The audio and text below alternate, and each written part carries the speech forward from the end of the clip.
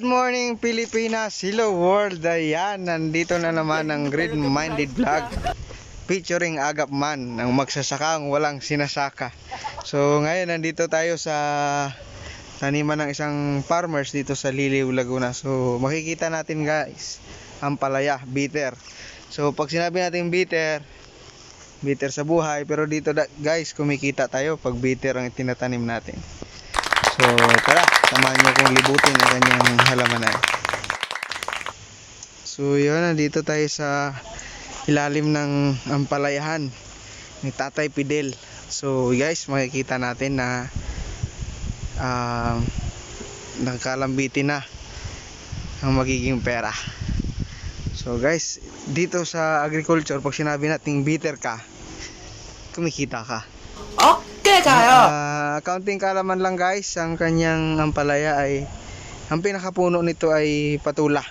So ito po tinatawag na talagang dinudugsong para humahaba yung buhay nila, no? So kung makikita natin, ayan na guys, oh, maliliit pa siya. So mga ilang linggo, ilang araw lang din to guys, mabinta na. Yun. Sige, ingat. Kami muna ay magbi-video. So guys, yan, nakikita natin na ang ganda ng kanyang ampalaya. Yan guys, maliliit pa siya. Pero ito mga ilang linggo lang, ay ilang araw lang pala. Pwede na to guys. So yun, ito yung pinakauna nating vlog for 2021. Unang vlog, unang farm visit na ating gagawin dito sa Oplis, Liliw, Laguna. So yun, si Tatay Fidel ay nasa kanina nagtatanggal ng mga itim o kumbaga tuyong dahon. Isa din kasi yun guys, para makontrola natin yung pagdami ng insekto, no? Kumbaga dapuan, halos lahat. Kumbaga gagawin natin at least maging malinis yung ating halamanan. So kung makikita natin guys, ito papalaki pa lang, meron na siyang kasunod, no? Susulit guys, ika nga, kung tayo isang masipag, makikita natin ng magiging income, no? Ika nga, kung tuloy-tuloy tayo kahit ulanin man tayo guys, hindi lang tayo malulugi, makakasambot pa rin ang puhunan, no? Isa din to sa isang example dito sa Oplis ng Liliw, Laguna guys. Halos ng daing mga farmers, kung hindi nga tuloy-tuloy ang ulan noong December, mas malaki pa ang kikitain nila. Kaso nga ay umuulan, so ganito ang nangyari. Ang daming patay guys, nakikita din natin, no? Nabutas na yung gitna kasi namatay nga. So tinanggal na nila yun. Siguro nasa mga 5% na din ang nalagas o kumbaga namatay. So ang masama dito, siyempre pag binili kasi nila to guys, parang pagkalam ko Bulacan, yung mga grafted ata ang tawag nito, na patula yung pinakapuno, ang palay yung natin. So mahal siya. Hindi ko sure kung something to 45 pesos ang isa. So kung yan ay naubos nga, so talagang malulugi tayo. Pero pag yan ay maganda ang takbo, break even o mas kikita pa tayo. So yun, mamaya guys pupunta kami sa iba pang farm.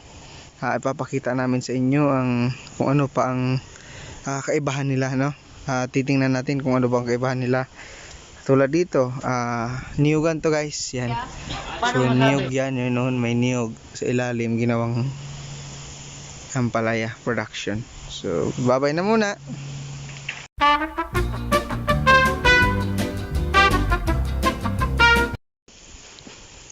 So yun, nandito kami ngayon sa Tuybaanan, Liliw, Laguna pa din. Ito yung farm ni Tatay Antonio Monteero, no? Meron siyang talungan. Meron siyang kung ano nakita nyo yung pinaglalakaran ko ngayon, isa siyang tomato production, no? So makikita natin nakatanim yan. So tomato yan. So yung tauhan niya nandun gumagawa. So lapitan natin siya para makita kung ano talaga yung ginagawa niya.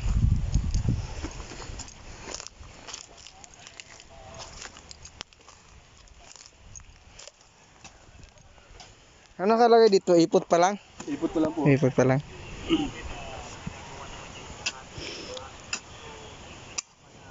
So ayan si Kuya. So ito guys ay talagang dating ampalaya to. Ngayon ay kamatis na siya. Tapos yung katabi niya ay sitaw. So makikita natin na talagang pinaplat pa nila.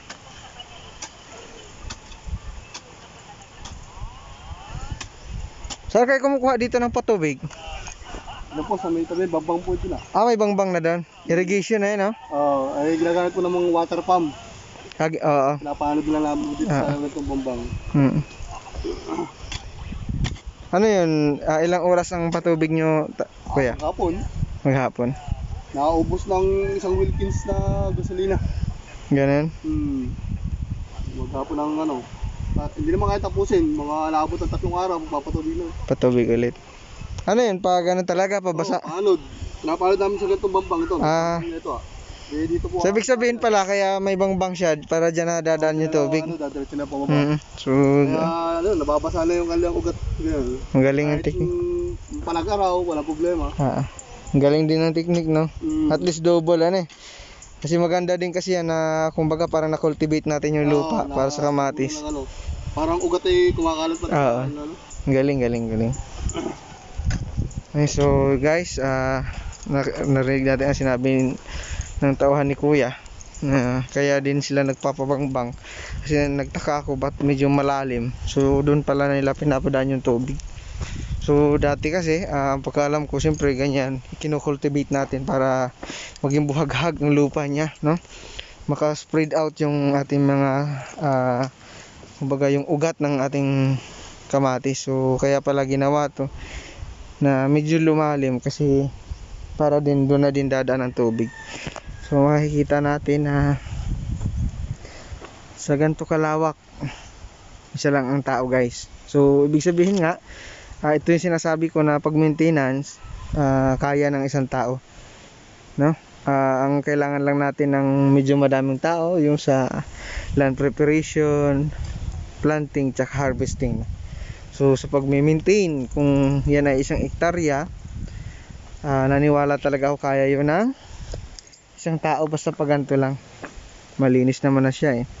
Pero ika nga, depende din yon sa tanim natin kung sakali man na siguro kung madami ka talagang extra money, so pwede natin yun para mas mabilis din yung trabaho. Pero titingnan natin ay production, kung paano tayo makatipid. So kaya guys, kaya na isang tao, no?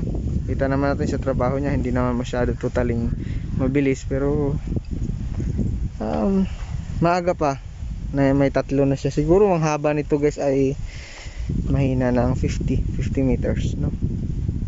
So napakalawak nito guys. Tapos mamaya papakita ko sa inyo yung talungan ni tatay na nakapaghalaw na daw siya. Halaw. So yun yung Tagalog na halaw, yung kumbaga unang harvest, unang pitas. Nakapitas na daw siya ng 40 kilos. So tatanungin natin si tatay kung ilang puno yun. So yun. Kasama ko pala si The Hunter, guys. Support natin yung kanyang vlog, no? The Hunter. So mamaya ilalagay ko din dun sa description mamaya guys kung ano yung niya, The Hunter, no? So support natin for para din tayo umusad-usad. So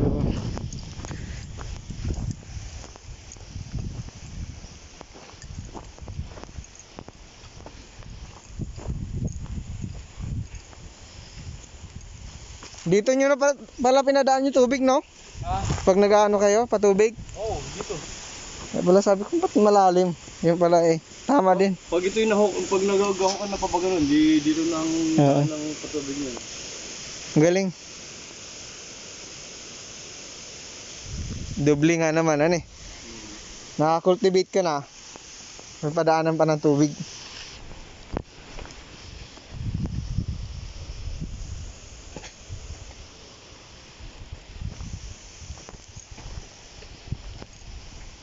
Ay, si The Hunter.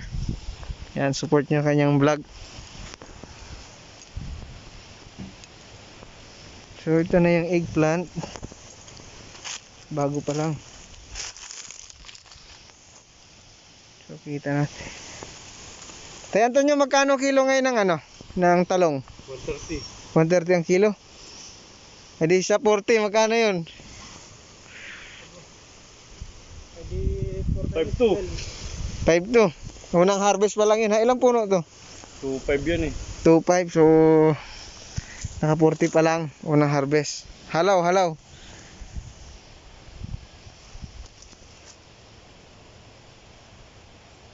Ilan tauhan mo dito sa talong? Lahat yan sila, ano, 5 yan sila nandito. Arawan. Arawan. Magkano araw, tay? 350. 350. Ano eh, libre na kain? Libre merienda. Pero kanila ang kanin, may nagdadala ko Ayun, ng magbubulak-bulak. ng pangulam. So, naka 40 na guys. 130 ang kilo ng talong ngayon.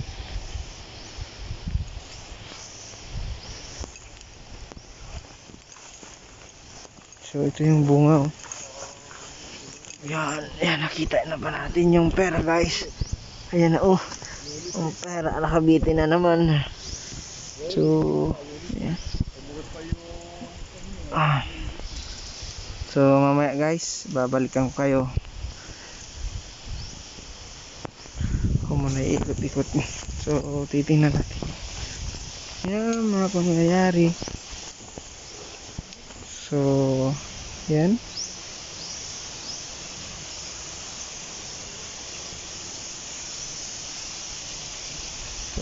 So, tingis yan ang mga tauhan niya sa eggplant production. 2,500 puno to guys. So, pag ito'y bumunga na lahat, tiba-tiba na naman. So, that's all for today guys. Sa susunod ulit.